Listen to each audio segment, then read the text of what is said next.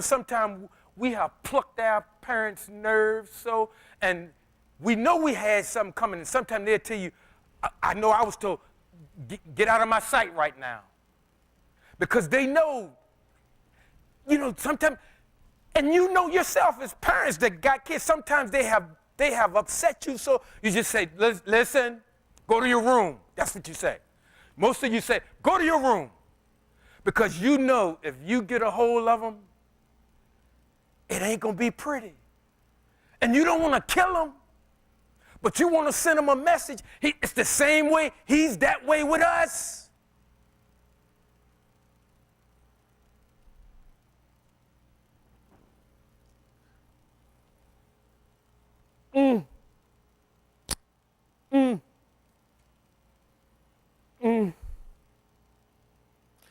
And he said, so I went and I hid it in Parah, which is Euphrates, as Yah had ordered me. A long time afterwards. See, here's another thing. Service to the Most High is not a microwave. See, the system got us thinking, okay, do this day, do this. I'm not breaking my schedule. Well, the people in California, and I'm not making light of that, but their schedules have totally been wiped out. See, our lives can be disrupted quickly and quicker when we're not obeying. Quickly when we've lifted up our own idols. When our idols mean more to us than him. And your idol can be anything and anybody.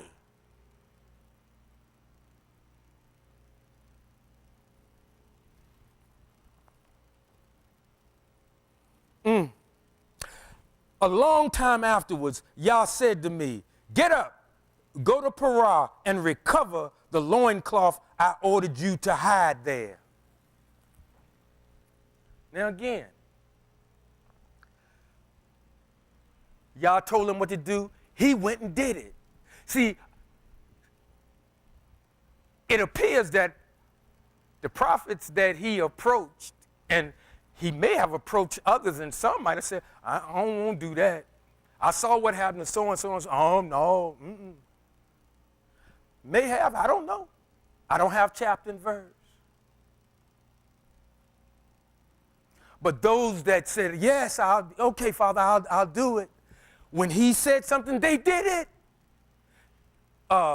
Jonah was like, man, I ain't no sir. Man, the last time I said something, Father, 2 dudes hit me in my mouth. I ain't saying that no more. See, a lot of us sometimes, well, as the Christianity says, proclaim the gospel. Yeah, some of us will proclaim the gospel until somebody cuss you out. Now you mad. Or you scared. Or you really silly like me, now you ready to fight. And you don't want to do that.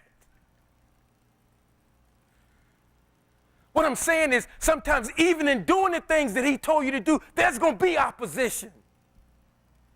And we keep thinking because of the way we were taught, and when you give your heart to the Lord, everything going to be all right, and it's going to be cake and ice cream every day. It's not. And I wish we could get out of that type of thinking that's heaven. That's not. That's not real. It's fake.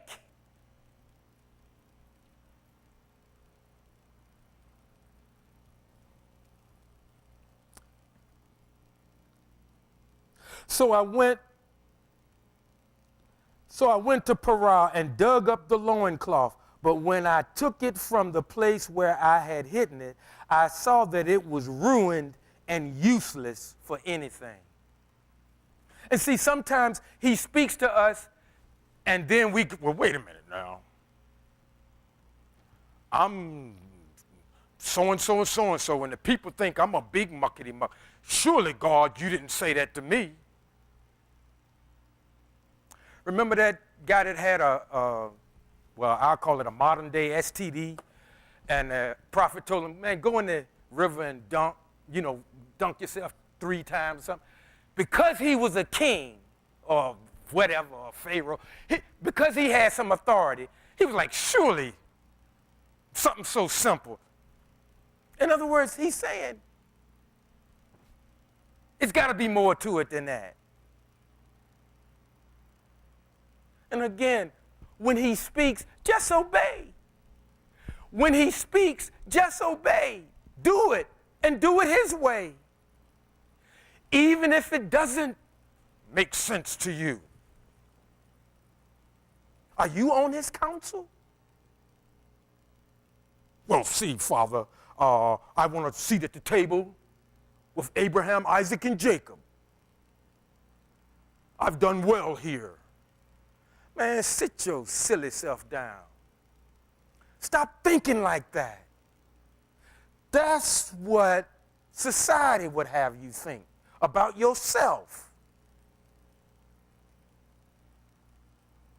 Do what he say, do it his way. It's not always going to make sense to you. And guess what? We may not want to do it.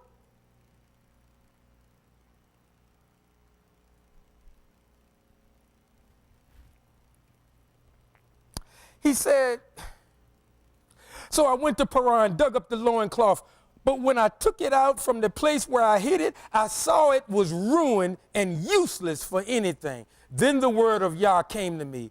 Here is what Yah says. This is how I will ruin what makes Judah so proud and Jerusalem so very proud. So here we go again. All the high-minded, high muckety-mucks. Most of us that's gone to any kind of church, most of us know God resists the proud. Yes, he does. And, they use the word resist. It's really more like a stiff arm. It's like, Barry, get out of here. Get out of my presence. Your pride is a stench before me. See, but most of us don't see pride that way. What are you talking about, man? I got on a $1,500 suit, and I came in a Maserati, and I live on Sugar Hill, and I'm somebody. And you're up to your neck in debt. And you can't miss one paycheck, let alone 2 years.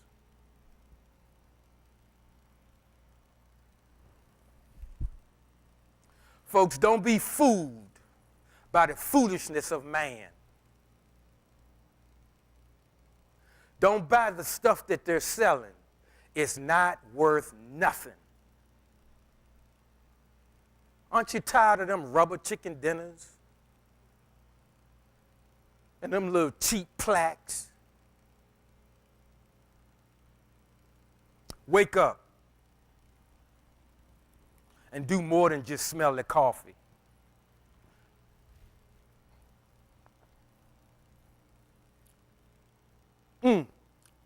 This is how I will ruin what makes Judah so proud and Jerusalem so very proud. I will ruin this evil people who refuse to hear my words and live according to their own stubborn inclinations. Well, wait a minute, Father. I'm a prominent member in society.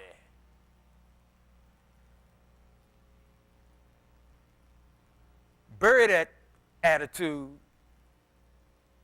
Bury that attitude. Bury that attitude.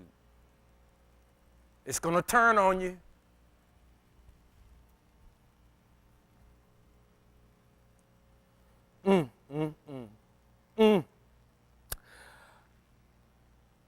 I will ruin this evil people who refuse to hear my words and live according to their own stubborn inclinations, who go after other gods to serve and worship them.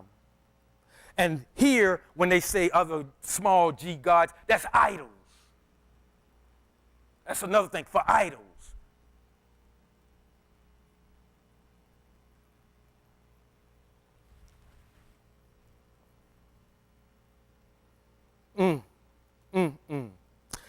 they will be like this loincloth, which is useless for anything.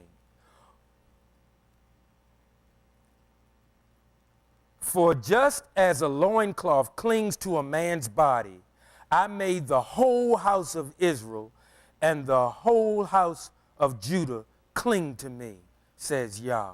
And see, listen, when you think about it, listen, even in our situation, think about it. Just think about it. How would you feel if somebody you gave your all for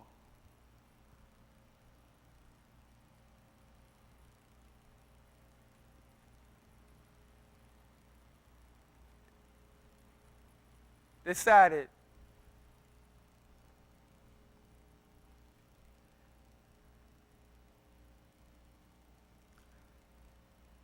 I'm going to do things my way? And we fool ourselves by standing up and saying, I owe it all to the Lord.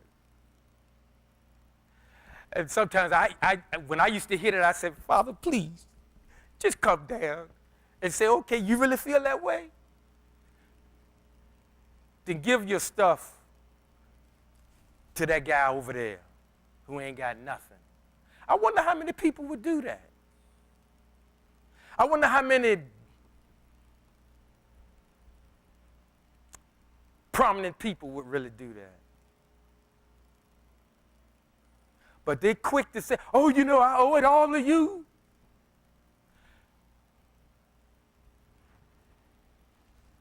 And it talks in Jeremiah about praising him with your mouth, but your heart is far from it. See, and again, I'm not saying every athlete, but athletes. Well, you know, I got the most valuable, you know, and they give, you know, and they start out with the customary thing. You'll find out what they really think about themselves when they go in to renegotiate their contract. Because why? All of them want the max. That's capitalism.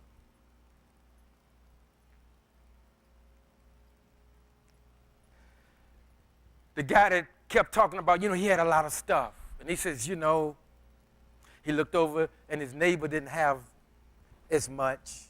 And his vineyard or whatever was overgrown. And he says, I think I'm going to build me a bigger barn. And all of a sudden a voice came out and said, you fool, tonight your soul is required. Here you talking about building a bigger barn. Because see, he was saying also, if I want it, I'll do it.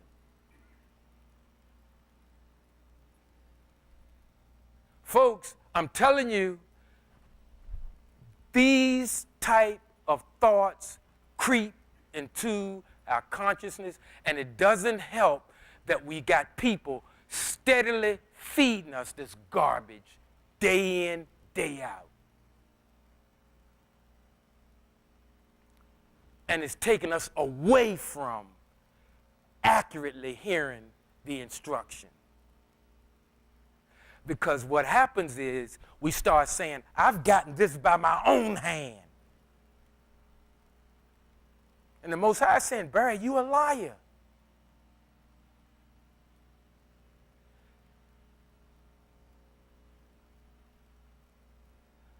I don't want to have to start all over again.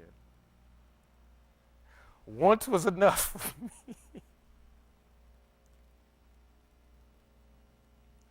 It's better to do what he say, do it his way.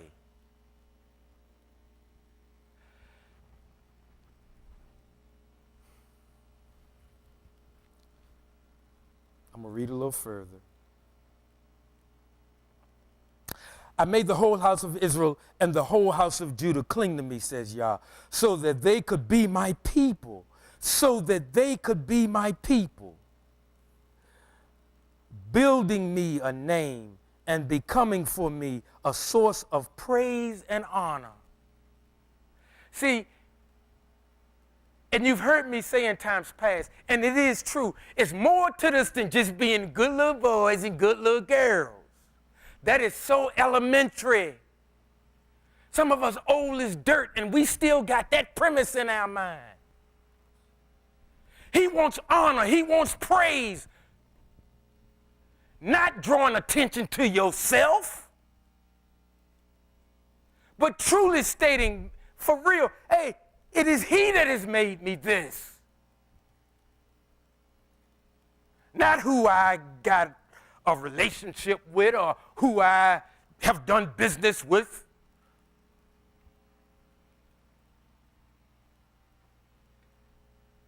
See, all of that stuff, man,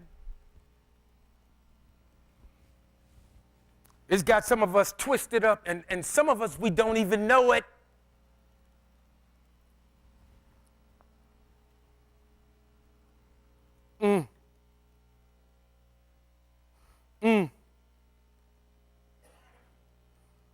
I made the whole house of Israel and the whole house of Judah cling to me, says Yah, so that they could be my people, building me a name and becoming for me a source of praise and honor. And then listen to what he says. But they wouldn't listen. So you are to tell them, Jeremiah, that this is what Yah, the God of Israel, says. Every bottle is filled with wine. Then when they ask you, don't we already know that every bottle is filled with wine? And see, what that's also saying is, see, a lot of people like to always quote scripture.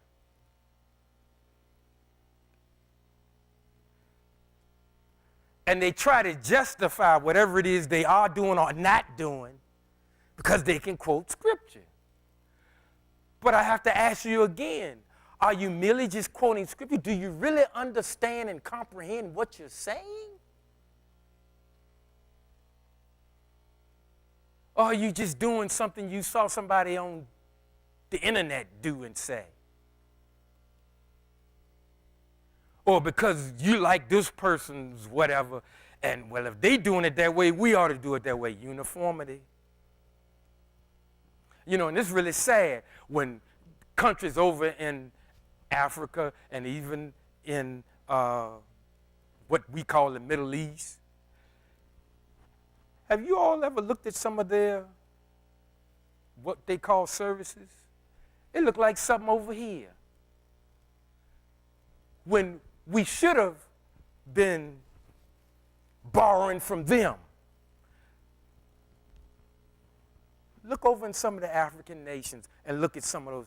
It looked like stuff that I don't even want to say because I ain't trying to get canceled. Is what it, yeah, that's another whole thing. But uniformity is not our friend. Now, there are a lot of people that disagree. Uniformity comes out of these vain philosophies that people are espousing. Folks, we got to wake up. We got to wake up because if we don't want more of what's coming down the pike, the best way, what can we do? What can we do? Get our minds right. Get our minds right. And really, and have an honest conversation with yourself about yourself. Stop telling yourself. Now, it's nothing, listen, there's nothing wrong with having aspirations. Nothing wrong with having goals. Nothing, I'm not poo-pooing that. But folks, he wants his children to live a life that not by what they say, but by how they live. That's giving him honor. That's giving him praise. We're putting together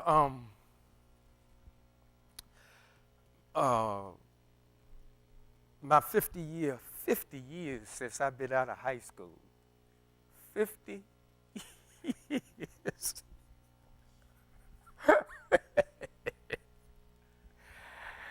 And a bunch of us darkies are gonna be, we're gonna do the school is gonna have a thing, because we all got that thing, and I said, well, let me send these knuckleheads. I sent them a check. I'm gonna go to that. But I said, I want to get with some of my people, but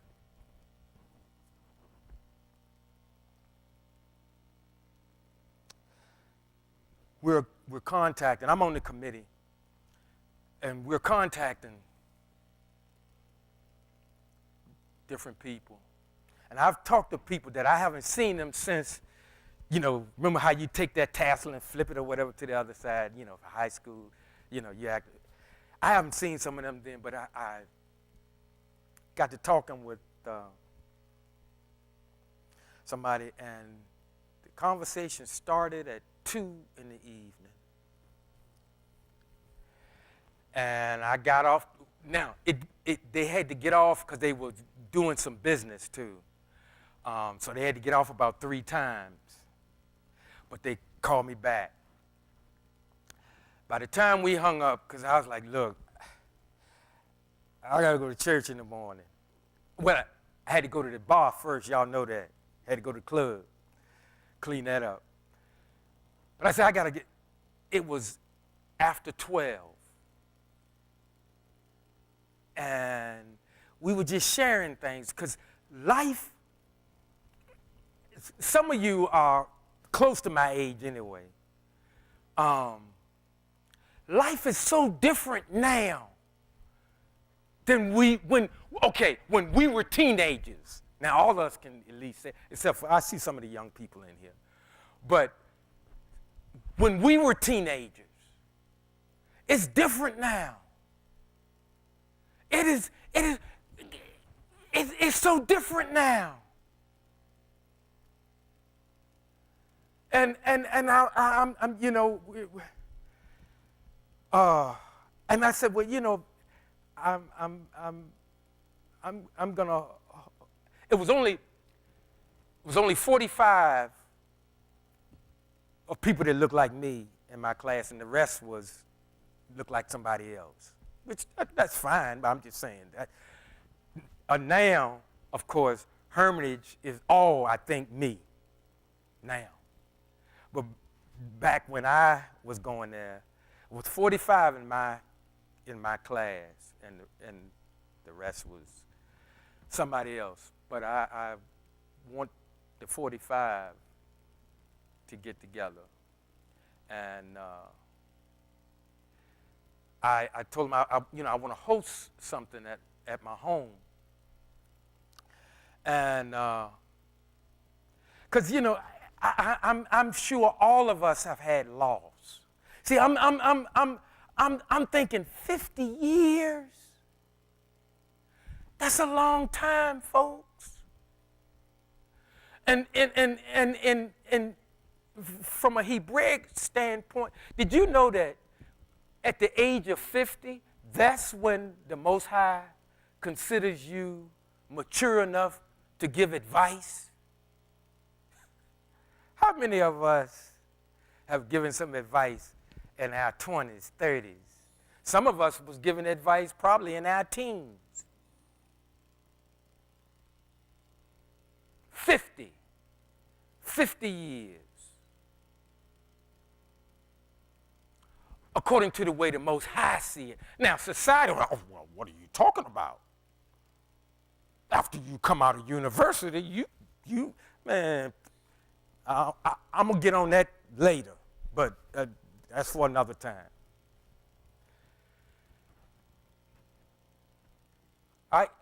And y'all know me. I'm not going to use that opportunity. I ain't going to be trying to have no church. I'm not. And don't, again, when I use church, I'm not talking about y'all. Because for me, that's two different things. But that's not what the system teaches. The system got you thinking, when you say church, you thinking God.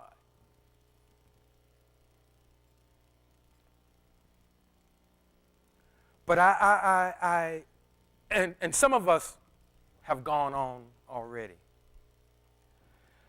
But I just, folks, life is precious. Life is precious. And I'm telling you, maybe you weren't the best of friends back then, but if you get an opportunity and you run across somebody, take a few minutes. Let me tell you, I'm being honest again, I'm being transparent. You ain't that busy. I mean, flat being honest. Don't know your situation, don't want to know your situation. Again, you ain't that busy. Folks, we got to start making time for people. See, I understand that prayer was wonderful, and I wish I wanted to get here. And that's wonderful. Start making time for people. Do a little work one-on-one. And now, really, the field is right, because a lot of folks they having a hard time, so they think. This is a wonderful opportunity for you to show who he is in your life. And I'm not talking about churching somebody. Give them you. Give them the you that he made, not the you that society helped mold. And if you're real smart, you'll take a lot of that stuff that you developed in society and you'll sweep it on out. And that'll equip you to be of help to somebody. For real. Because see, that's what it's about. That's what it's about. And then some of the stuff that's coming down the pipe, he may sweep some of that away. But some of the stuff that we think is being taken away is for our own good. And a lot of stuff really wasn't for us. That's another story too. 1 minute.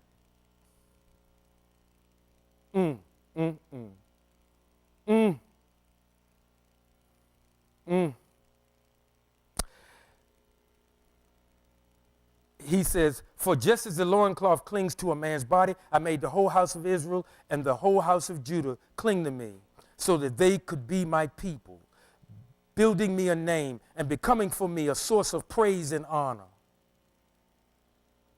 I want to stop there.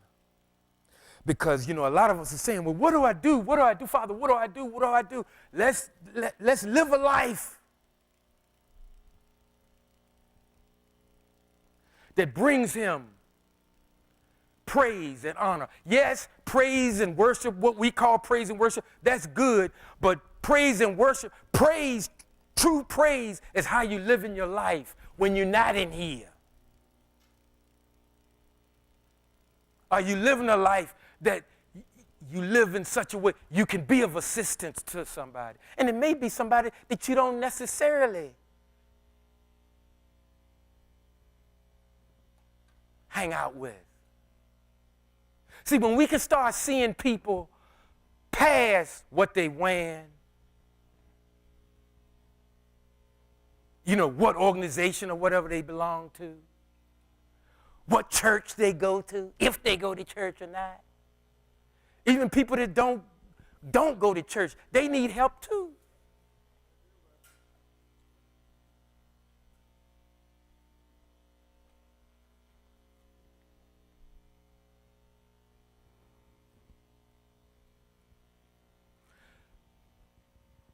we have an opportunity to curb some of the stuff that's coming our way that we may find unpleasant.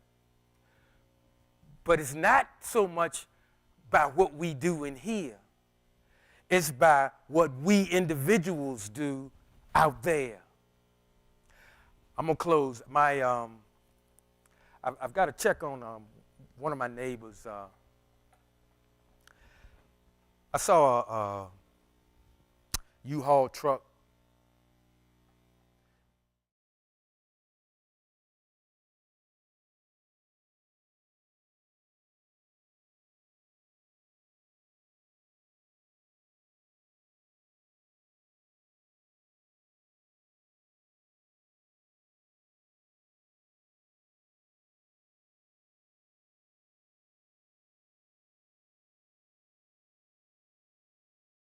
יברך אדוני וישמרך. יאיר אדוני פניו אליך ויחונך. יישא אדוני פניו אליך וישם לך shalom. May the Lord bless and keep you.